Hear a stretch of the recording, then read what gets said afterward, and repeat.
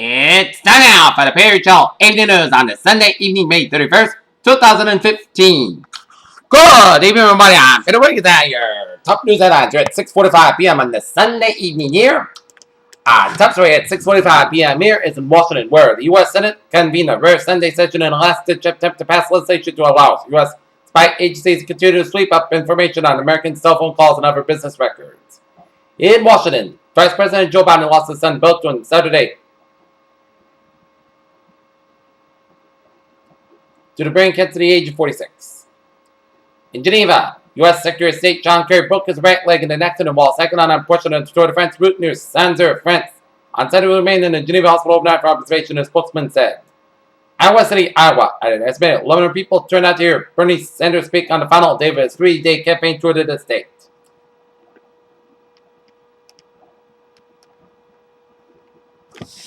A college student who was killed in Saudi Arabia on Friday after halting a suicide bomber who had attempted to enter a mosque is being remembered as a hero.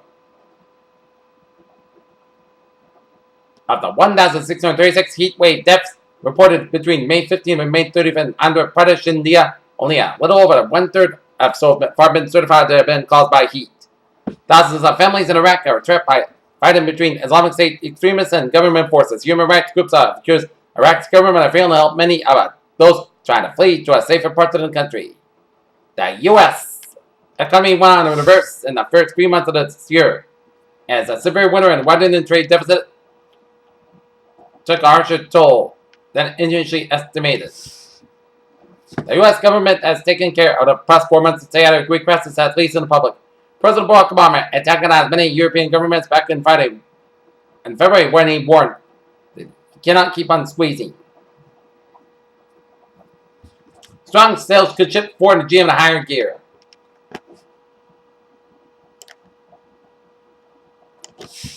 Deep faults off the coast of South California could generate big earthquakes and tsunamis as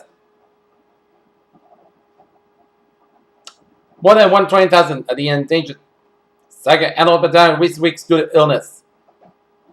Conservation and wildlife officials said Miss Man lost that represents more than a third of its global population. Researchers at MIT have managed to successfully restore the lost memories of amnesia-stricken mice, a finding which was serially factored in debate on whether such memories are permanently erased or merely out of reach.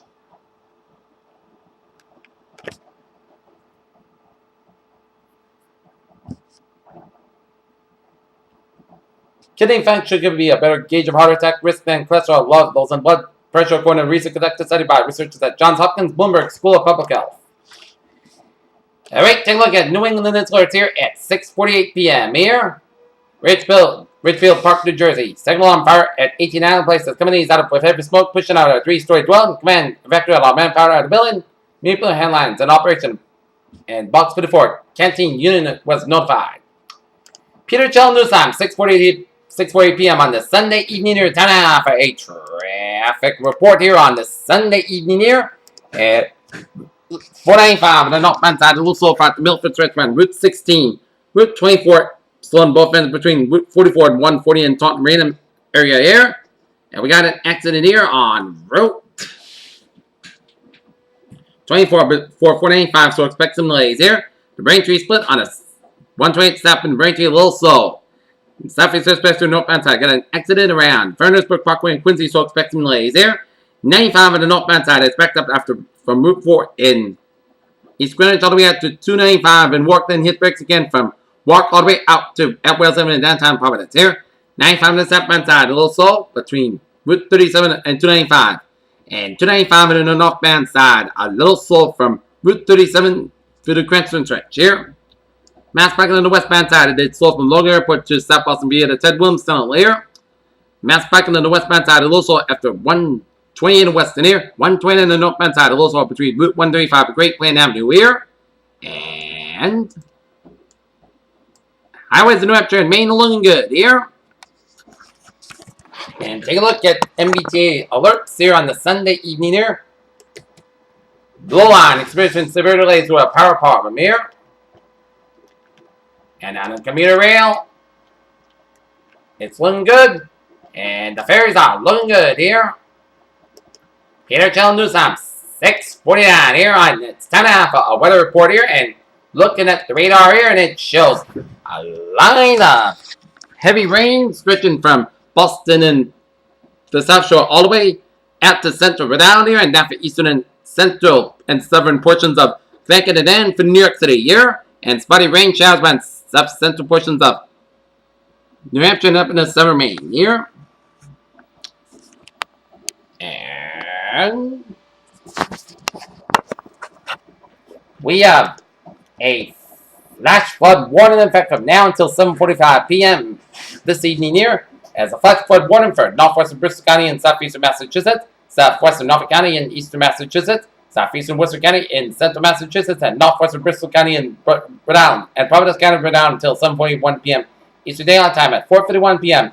Eastern Daylight Time. Doppler radar indicated heavy rain and weather thunderstorms produced and heavy rain across the warning area. Up to 2 inches of rain have already fallen. Flash flooding is expected to begin shortly here. A flash flood warning is issued for rapidly and potentially flooding and flooding in urban areas.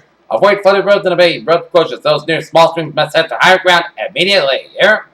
And day 1 this afternoon and tonight, heavy showers and thunderstorms may cause flooding for roadways. 1 to 3 inches of rain can fall in a short period of time. And day 2 for 7, Monday for Saturday, localized flooding is possible Monday night and Tuesday morning here. Alright, 7-day forecast will go like this here. For tonight, showers that could possibly a thunderstorm before 8 p.m. Then a chance of showers and thunderstorms between 8 p.m. and midnight. Then a chance of showers after midnight.